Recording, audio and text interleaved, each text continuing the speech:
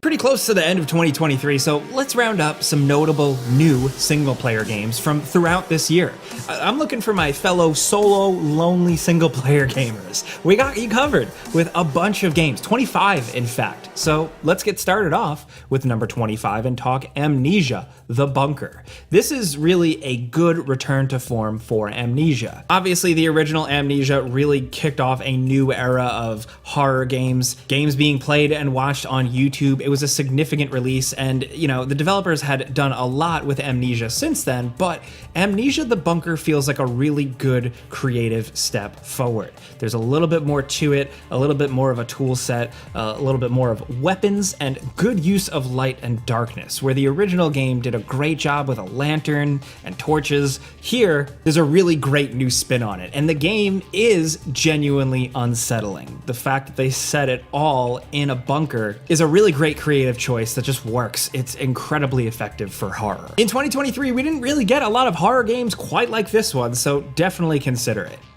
Next, over at number 24, we have Sea of Stars. Sea of Stars is already beloved by a lot of people as just a love letter to some classic JRPGs. But this is from the studio behind The Messenger, so at this point, you can kind of get they know what they're doing in terms of writing love letters to classic genres. Sea of Stars has compelling characters, a really interesting world, a good solid battle system that feels like the old days but is still interesting enough in modern times to keep you interested, and it looks gorgeous. The art, the sound, the music, everything is really top notch here. Sea of Stars fires on all cylinders. Next, over at number 23, we have Blasphemous 2. If you're looking for something brutal and challenging, almost a Souls-like style game, but on a 2D plane, the original Blasphemous was a go-to, and Blasphemous 2 is arguably better than the first, just more interesting levels, crazier boss battles, beautiful art, to the point where we've seen some people online, like in comments and stuff, just talking about Blasphemous 2 and loving it without ever having played the first one. That says a lot. Like I'm gonna keep saying in this video, a lot of games have released this year, but Blasphemous 2 stands out because there's nothing else really like it.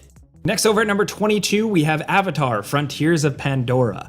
Believe it or not, at the time of recording this video, we haven't checked out Avatar yet because it releases at the very end of 2023 in December, but we like betting on Avatar. I know a lot of people make fun of the Avatar movies, but they're big hits for a reason. James Cameron built some cool worlds, and there's just good action. So a game based around that could be awesome. We had an Avatar game before, and some people really loved it, but this one looks promising, at least from the trailers and the marketing. We can only judge so much.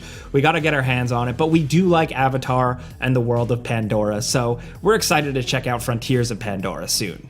Next, over at number 21, we have the System Shock Remake. This one didn't make as big of waves as it should have when it released because it is a faithful remake that seemingly made a lot of old school PC sim nerds happy. It retained the atmosphere, it retained the creepiness, the vibe, but just spruced it up for modern audiences enough without losing the soul of what it was. That's kind of going to be a theme on this list. There were a lot of remakes this year, we will say that. But among them, yes, System Shock is great.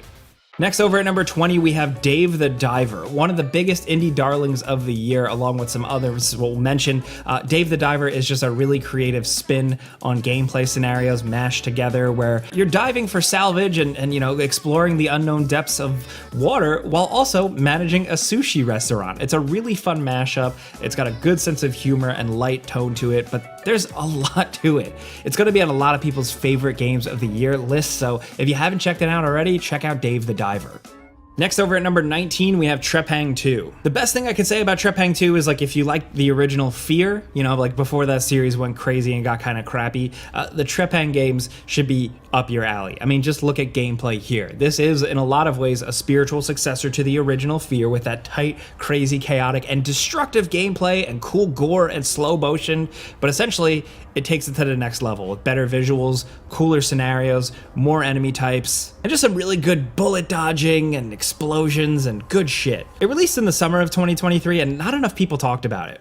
Next, over at number 18, we have Dredge, another indie darling this year that absolutely hooked us. This game is essentially centered around just driving your little boat, dredging the seabed for salvage and trying to earn some money and make your way through these mysterious islands, selling stuff, repairing your ship, upgrading your ship to go further out into the water. The more you earn, the more you upgrade your ship, the further out to sea you can get, but you're also struggling with a day-night cycle where time moves as your boat moves, and at night, spooky things come out, and you're in danger. So there's a really good air of mystery to the game. There's no voice acting, but all of the mysterious, weird villagers you meet on these islands and in these harbors are interesting. The game is just dripping with atmosphere, but thankfully, the fishing, the salvaging mini-games are a lot of fun. It's a core element of the game, and it's really satisfying. In 2023, there's definitely no other game like Dredge. We'll say that, so I think it earns a spot on this list. Now, next over at number 17, if we're talking about games that are incredibly unique, we have Atomic Heart. This is a first-person shooter, kind of BioShock inspired, but it really goes its own way in this weird, futuristic Soviet society where robots that were designed to work for humans all went crazy at once, and destruction runs rampant, and you're a guy who's got to shoot and blast and puzzle solve his way through. This game is extremely flawed. We will say that. I pointed that out in our Before You Buy video. It's got some open world design that isn't that satisfying and some moments that are just kind of strange and don't feel too fun to play, but overall, with some boss battles, some good feeling weapons, music, and incredible art and environment design, Atomic Heart just felt like something unique to play through. Next, over at number 16, we have Armored Core 6. This is the latest game from Software, the developers behind Bloodborne, Dark Souls, Elden Ring, but they're going back to their roots here, and they made another simple game about mechs blasting each other. This is not an RPG where you're building up your magic or your strength. No, this is all focused around your specific builds on your mech. Everything hinges on all of the little modifications and weapon loadouts you set for your bot. And it is still incredibly challenging with some wild boss battles. And while there is a story, the focus is on blowing away robots, and it can be fast, chaotic, and really fun. If you like From Software games and you like their approach to things, you will still feel that here. And if you've never played an Armored Core game, this is a fine one to jump into. You'll be just fine. You'll have fun. The focus is on the explosions. Next, over at number 15, we have Assassin's Creed Mirage. This was Assassin's Creed's kind of return to form, a back to basics game, if you will, where it's centered around one singular city, one regular old assassin, and open-ended missions where you assassinate a character and then try to escape. This started initially as a spin-off for Assassin's Creed Valhalla, where you play as Basim, and they made a full game out of it, and they really tried, and ultimately, it's a bit divisive. Some fans are really loving it. It's a good enough return to form. Other pickier fans, not so much. But at the very least, I think it's a positive that Assassin's Creed put out a game that's focused just around being an assassin. Not a massive open world 100-hour game where you're a Viking or a Greek warrior or anything like that. Just a regular old-fashioned, flawed Assassin's game.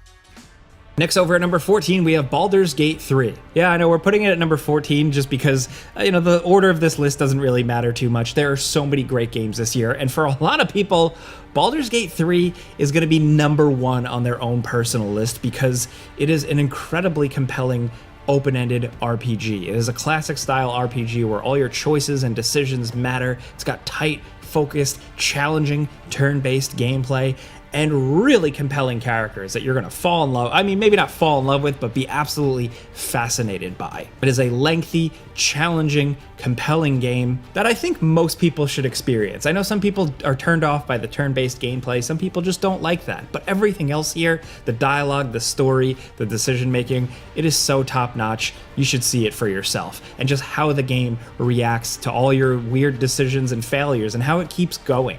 The writing here is nuts. Again, we're probably gonna, as we get closer to the end of the year, talk a lot more about Baldur's Gate 3, so yeah, let's move on.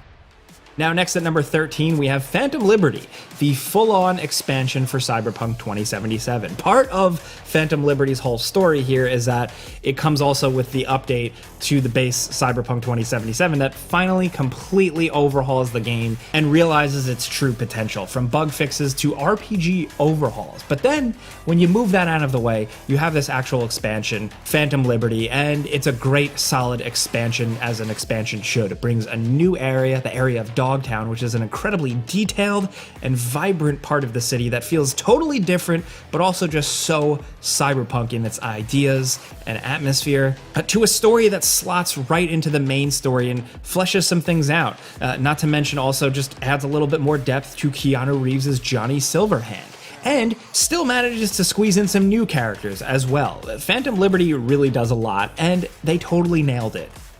Next, over at number 12, if you're looking for a Souls-like game, but not from Software, we have Lies of P. This is that one where it's like a dark and gritty Pinocchio, but it's kind of like Bloodborne, and that's the best elevator pitch a game could possibly get for some folks. Lies of P is compelling. It plays something safe, and they stick very much to From Software's formula in a lot of ways, but in terms of how you outfit your character, you have kind of like a moddable arm, and the atmosphere itself and some of the boss designs just feel so unique and special. This game has been a hit. They've already announced a sequel, but some of you out there haven't experienced it yet, and if you like these types of challenging Souls-like games, Lies of P should be on your list.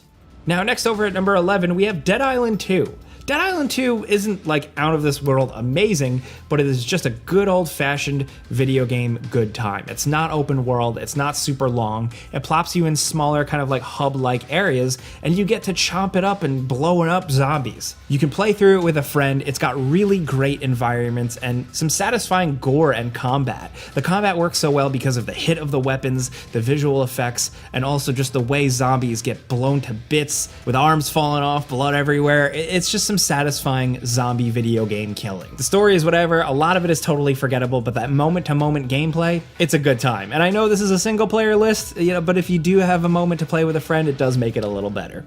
Next, over at number 10, we have the Dead Space remake. This released early in 2023, but don't forget it because it is a great remake of the original classic Dead Space from, I think, 2008. So what they did here was obviously completely overhaul it. It plays a little better, the graphics are out of this world, and they introduced tiny little tweaks here and there to make the game more interesting. A couple of cutscenes are a little different, the gameplay flow is a little bit different in some environments, but ultimately, it's still the same game. They didn't ruin anything, they didn't butcher anything, and it's a good way to play through Dead Space. What does this mean for the franchise moving forward? I don't know. I would love to see them make a whole new, fresh Dead Space game with this formula, this vibe behind it, but we're just gonna have to wait and see. For now, we can play this.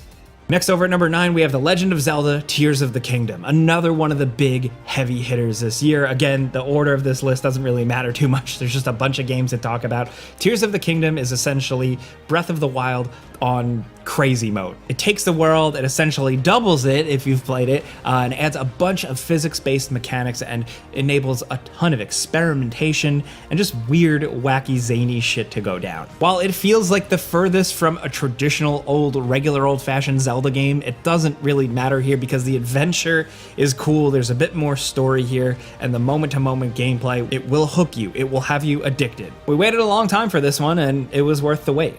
Now, next, over at number 8, we have Star Wars Jedi Survivor. This is the follow-up to Respawn's Star Wars Jedi Fallen Order, and it continues the journey of Cal Kestis. And it brings a new conflict, new bad guys, kind of a big open hub area, and a ton of planets to explore. Along with that, multiple fighting stances. You can fight with a heavy crossguard lightsaber, 2 lightsabers, a staff, or a lightsaber, and a blaster. So everybody can kind of live out their own little Star Wars Jedi fantasy, customizing their Cal, and just going through a good old-fashioned fun Star Wars video game adventure. It kind of left me wondering where it's gonna go next, but it was still a good playthrough, a good time. Is it better than the first one? I don't know for sure, because that one really just felt like a big surprise, just a cool adventure, where this one is definitely just like the bigger, bolder sequel. Either way, it's nice to have good Star Wars games again.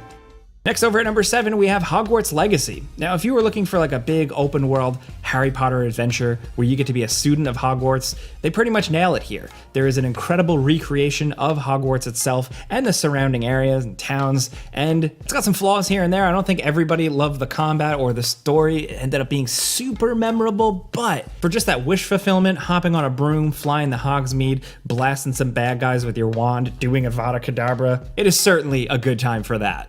Now, next over at number 6, we have Starfield, Bethesda's next big game, their first game that isn't Elder Scrolls or Fallout. Starfield is a completely new thing about space exploration, and believe it or not, it feels a lot like their other games, but this time centered around shipbuilding, exploring different planets, and doing Bethesda RPG stuff. Is Starfield perfect? No. Has Starfield proven divisive? Yes. Some people love it, some people hate it, but a lot of people have spent some time exploring these worlds, enjoying these characters, building their own ships, which I will say is my absolute favorite thing about this game. To completely build your own ship from the ground up and then hop in it is just really satisfying, good video game stuff. Again, I don't think the game is perfect, but some people just like a Bethesda video game as like a warm and flawed buggy blanket, and yeah, Starfield is definitely one of those.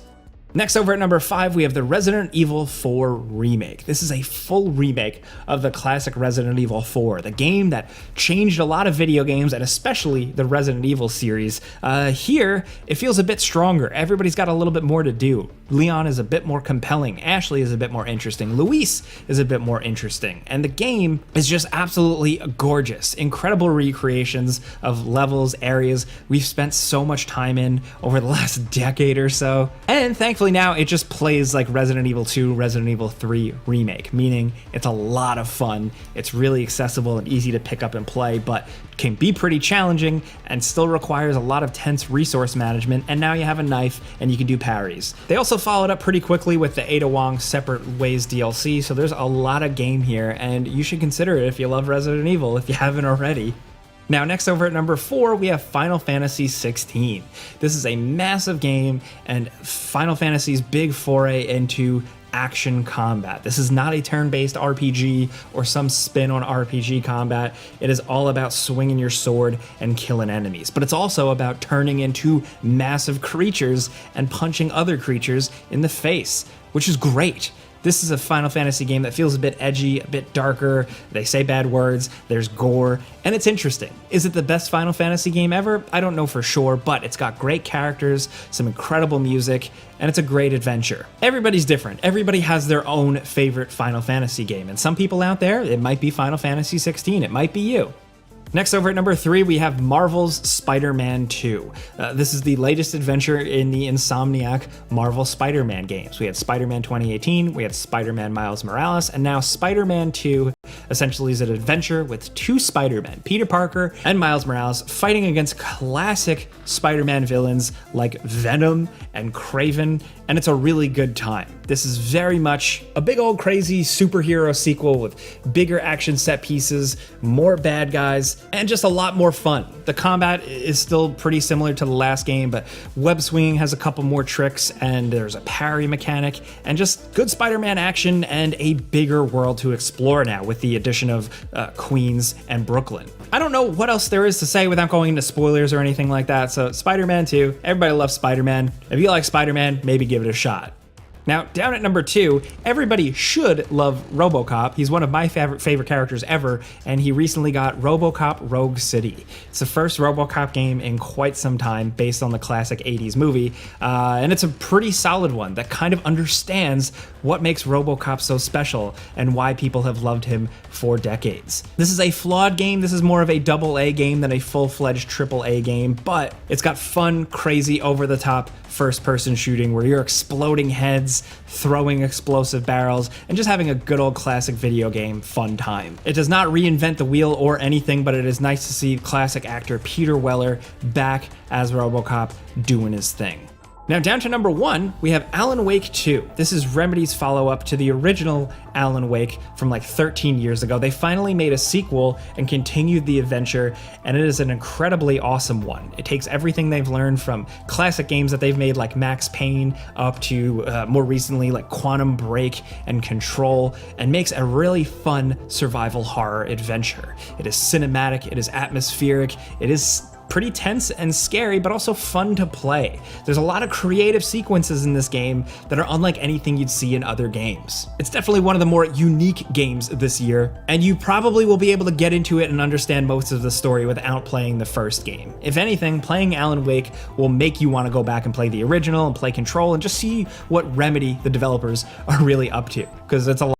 Like, comment, and subscribe.